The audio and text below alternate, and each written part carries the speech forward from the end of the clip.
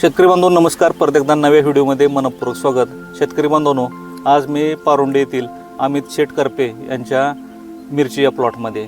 तर आज आपण ह्या मिरचीचं पूर्ण व्यवस्थापन किंवा त्यांनी कसं नियोजन केलं आहे हे आज आपण अमित शेठ यांच्याकडून जाणून घेणार आहोत. शेठ नमस्कार. नमस्कार. सर्वप्रथम माहिती द्या की ही व्हरायटी कोणती आहे? ही इंडस 477 व्हरायटी आणि किती दिवसाचा प्लॉट हा 55 दिवसाचा प्लॉट. बरं, तर शेतकरी बांधवांनो 55 दिवस या मानानं ह्याचं सेटिंग पाहिजे त्या प्रमाणात अपेक्षित सेटिंग दिसत नाही. ह्याचं एकमेव कारण म्हणजे ह्याची ओव्हर ग्रोथ झालेली आहे, व्हेजिटेटिव्ह ग्रोथ, अनवॉन्टेड ग्रोथ झाली.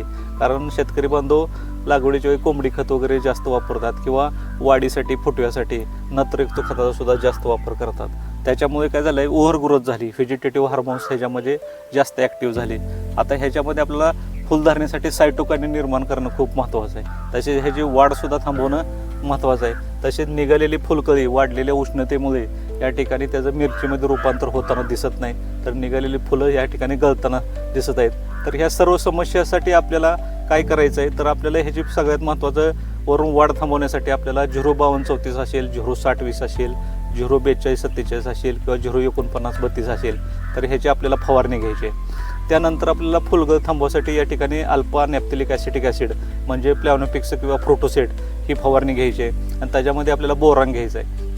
तर शेतकरी बांधवांनो, बोरान घेत असताना बरेचसे शेतकरी बांधव प्लेन बोरान घेतात. तर प्लेन बोरान कधी काम करत नाही, त्याच्यासाठी आपल्याला कॅल्शियम घेणं सोबत महत्त्वाचं असते. कधी तुम्ही बोरान घेत असताना त्यासोबत कॅल्शियम घ्यायचं आहे आपल्याला.